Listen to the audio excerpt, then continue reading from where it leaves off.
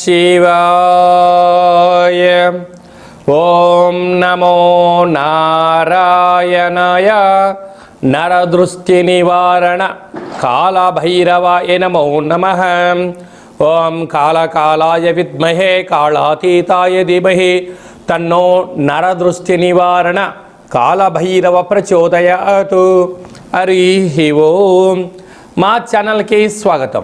చూస్తున్న వీక్షకులకు, ప్రేక్షకులకు, ప్రియ కాళభైరవ భగవద్బంధులకి స్వాగతం పలుకుతూ, జ్యోతిష్య అభిమానులకు, సనాతన ధర్మ సంరక్షకులకు అందరికన్నా ముందుగా చైత్ర పూర్ణిమ శుభాకాంక్షలు. చైత్రమాసం అనగానే మనకు అందరికీ గుర్తొచ్చేది వేసవికాలం. అంటే స్కూళ్ళు, కాలేజీలు అన్నీ అయిపోయి పిల్లలతో ఆటపాటల చేత అందరము ఆధ్యాత్మిక చింతనతో కూడుకున్నటువంటి మాసం కనుక వేసవి కాలంలో వీలైనంత వరకు మిట్ట మధ్యాహ్నం పూట బయట ప్రయాణాలు పెట్టుకోకుండా ఉండడం ఉత్తమోత్తంగా భావించగలగాలి. 1 ఏప్రిల్ నెల 2026 నుండి 15/4/2026 వరకు పుట్టినటువంటి వారందరికీ కూడా ముందస్తుగా జన్మదిన శుభాకాంక్షలు. గతంలో వివాహం చేసుకున్న వారికి వివాహ వార్షికోత్సవ శుభాకాంక్షలు. ద్వాదశ రాశుల్లో గ్రహ గమనాలను వీక్షింపచేద్దాం. మేషరాశిలో ఏడాది తర్వాత శుక్ర భగవానుడు సంచార స్థితి, 12 సంవత్సరాల తర్వాత దేవగురు బృహస్పతి మీనరాశిలో సంచార స్థితి, 18 సంవత్సరాల తర్వాత సింహరాశిలో కేతు సంచార స్థితి, కుంభరాశిలో కుజుడు, బుధుడు మరియు రాహు సంచార స్థితి, 30 సంవత్సరాల తర్వాత మీనరాశిలో శని భగవానుడు, ఏడాది తర్వాత రవి భగవానుడితో కలిపినటువంటి శని భగవానుడు సంచార స్థితితో ద్వాదశ రాశుల్లో గ్రహ గమనాలు ఈ విధంగా ఉన్నాయి. మేషరాశి వారికి ఏప్రిల్ మాసంలో ప్రథమార్థంలో అద్భుతమైన రాజయోగ గ్రహ గమనాలు ఉన్నాయి. ఇలాంటి కాల సమయంలో ఎన్నడూ లేనటువంటి విధంగా ఈ సంవత్సరము ఆదాయ వ్యయాలు కూడా చాలా అద్భుతంగా ఉన్నాయి. ఒకవైపు ఏలనాటి శని ప్రభావం ఉండినను అద్భుతమైన జీవితం ఎలా పొందాలో ఈ వీడియోలో సవివరంగా సంపూర్ణంగా తెలుసుకుందాం. మేషరాశిలో ఏ నక్షత్రాలు వస్తాయి అనగా అశ్విని నక్షత్రంలోని 4 పాదాలు, భరణి నక్షత్రంలోని 4 పాదాలు, కృతికా నక్షత్రంలోని 1 పాదం కలిపితే మేషరాశి.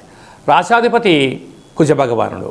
ఏడాది తర్వాత శుక్ర భగవానుడు రాశిలోనే సంచారం చేయడం వలన నూతన వస్త్రాలు, బంగారు ఆభరణాలు, తీర్థయాత్ర కార్యక్రమాలు, బంధుమిత్రు స్నేహితులతో ఆనందకరమైన జీవితాన్ని పొందబోతున్నాడు. ఎన్నడూ లేనటువంటి విధంగా విశేషమైనటువంటి ఏకాదశి స్థానంలో త్రిగ్రహ సంచార స్థితి.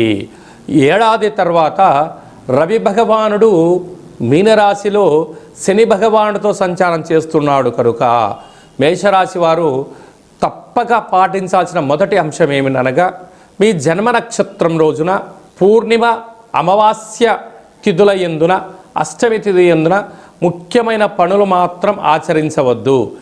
సర్వత్రా అద్భుతమైన అఖండ రాజయోగము నిత్యము మీ సొంతం అవ్వాలి అన్నట్లయితే ఈ చైత్ర పూర్ణిమ సందర్భంగా ఒక ఎర్రటి అంటే నీటిలో ఎర్రటి కుంకుమను కలిపి చంద్ర భగవాన్ని అంటే రాత్రిపూట చంద్రుడు కనపడుతూ ఉంటాడు, ఈ నీటిలో చూసి ఆ యొక్క తిలకాన్ని మీరు బొట్టు పెట్టుకోగలిగినట్లయితే ఈ శని దోషం తొలగి ఐశ్వర్యం కలుగుతుందని చెప్పి గమనించాలి. ఏప్రిల్ నెలలో ప్రథమార్థంలో ముఖ్యమైన పండగల గురించి క్లుప్తంగా సవివరంగా సంపూర్ణంగా తెలుసుకుందాం. మనకు 2వ తారీఖు ఏప్రిల్ నెలలో చైత్రమాస పూర్ణిమ అంటే విశేషమైనటువంటి పూర్ణిమ తిథి యందున అంటే తెలుగు ఉగాది ప్రారంభమైన తర్వాత వచ్చేటువంటి మొట్టమొదటి పూర్ణిమ కావడం వలన తప్పక మనమందరము కూడా వీలైనంత వరకు గృహంలో శక్త్యానుసారంగా శ్రీ రమా సహిత సత్యనారాయణ స్వామి యొక్క వ్రతము, అలాగనే రాత్రిపూట చంద్రోదయ దర్శనం చేసుకోవడం వలన సంవత్సరాంతము అఖండమైనటువంటి చంద్రుడు ఆకాశంతో వెలుగులు ఎలా ప్రసరిస్తూ ఉంటాడో మన జీవితాల్లో అన్నింటా విద్యలో, ఉద్యోగంలో, వివాహంలో, సంతానంలో, రాజయోగంలో సకల భోగ భాగ్యాలతో ఆనందంగా ఉంటాము అని చెప్పి గమనించాలి. అలాగనే మనకు 6వ తారీఖున సంకట చతుర్థి తెలుగు సంవత్సరాది ప్రారంభమైన తర్వాత మొట్టమొదటి సంకటహర చతుర్థి కనుక సాయం సంధ్య వరకు ఉపవాసం ఉండి విఘ్నేశ్వర స్వామివారికి గరికను అటుకులను నైవేద్యంగా ఏర్పాటు చేసి స్వామివారికి ప్రదక్షిణ చేసి రావడం వల్ల సకల అష్ట కష్టాలన్నీ తొలగిపోయి అష్టైశ్వర్య ప్రాప్తి కలుగుతుందని చెప్పి కూడా గమనించాలి. అలాగనే మనకు 10వ తారీఖున చైత్రమాస బహుళపక్ష కాలాష్టమి తెలుగు ఉగాది ప్రారంభం అయిన తర్వాత వచ్చేటువంటి మొట్టమొదటి కాలాష్టమి కనుక కాలాన్ని మనం జయింపచేయాలన్నా, జాతకంలో ఉండబడిన గ్రహదోషాలు తొలగించుకోవాలన్నా, జీవితంలో మనం అనుకున్న గమ్యాలు చేరాలన్నా కాలాన్ని శాసింపజేసే శక్తి కాలభైరవుడికి ఉంటుంది. కనుక ఇంట్లో కూష్మాండ దీపము, కాలభైరవ అష్టకాన్ని వినడం, స్మరణ చేయడం, ధ్యానం చేయడం, పక్షులకు ఇది వేసవికాలం కావడం వలన కాకులకు పావురాలకు నీటిని ఆహారాన్ని వేయడం వలన సకల దోషాలు తొలగిపోతాయి. అలాగనే చాలామందికి ఈ వేసవి కాలంలో అనేక రకాలమైనటువంటి ఇబ్బందులు ఉంటాయి. వీటిని అధిగమించగలగాలి అన్నట్లయితే తప్పక కాలాష్టమి తిథి యందున భైరవ స్వామికి స్మరణ ధ్యానం అవసరం. అలా కుదరాలైనటువంటి వారు ఎవరైనా ఉన్నట్లయితే ఈ కింది నెంబర్ను మీరు సంప్రదించినట్లయితే, మీ గోత్రనామాలు పంపించినట్లయితే మన యొక్క దేవాలయంలో నిత్య కాళభైరవ పూజా కార్యక్రమాలు, హోమ కార్యక్రమాలు జరుగుతుంటాయి. అలాగనే కాశీ క్షేత్రంలో కూడా మనము నిత్యము కాళభైరవ పూజా కార్యక్రమం నిర్వహించడం జరుగుతుంది. కనుక మీ గోత్రనామాలు పంపించగలిగినట్లయితే మీకు అక్కడ పూజ చేయించి వీడియో కాల్ ద్వారా ప్రత్యక్ష ప్రసారాన్ని చూపిస్తూ కాళభైరవుడి యొక్క ఆశీస్సులను మీకు అందజేయడం జరుగుతుందని చెప్పి గమనించాలి. కనుక మీ యొక్క వ్యక్తిగత జాతకం తెలుసుకోవాలనుకుంటున్నారా?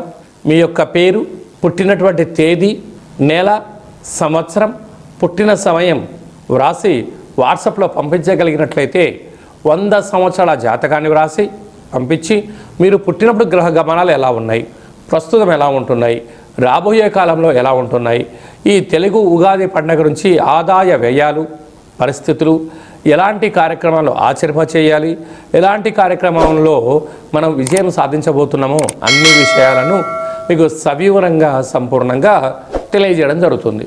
డేటా బర్త్లు లేనటువంటి వారికి పేరు యొక్క మొదటి అక్షరాన్ని అనుసరిస్తూ రాశి స్థితిగతులను తెలియచేస్తూ రమణ శాస్త్రం ద్వారా అనగా గవ్వల ద్వారా కాళభైరవ ఉపాసన చేత భూత భవిష్యత్ వర్తమానాన్ని గవ్వల జ్యోతిష్యం ద్వారా తెలియజేయడం జరుగుతుంది.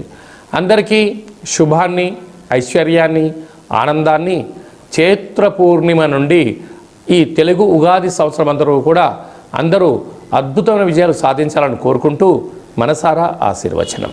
ఓం శతమానం భవతి శతాయు పురుష సతేంద్రియ ఆయుష్యేవేంద్రియే ప్రతిష్టతి ధనం ధాన్యం బహుపుత్రలాభం శత సంవత్సరం దీర్ఘమాయు సర్వే జనా సుఖినో భవంతు లోకా సమస్తా సుఖినో భవంతు సర్వం కాళభైరవ దేవతార్పణమస్తు. హరి ఓం. ఈ వీడియో మీకు నచ్చినట్టయితే మా ఛానల్ని సబ్స్క్రైబ్ చేసుకోండి, గంట సింబల్ ప్రెస్ చేయండి, ఆల్ బటన్ కూడా తెలియచేయండి. ఈ భక్తి సమాచారాన్ని భగవద్బంధులకు, మిత్రులకు, స్నేహితులకు చేరవేయండి. హిందూ ధర్మాన్ని కాపాడండి.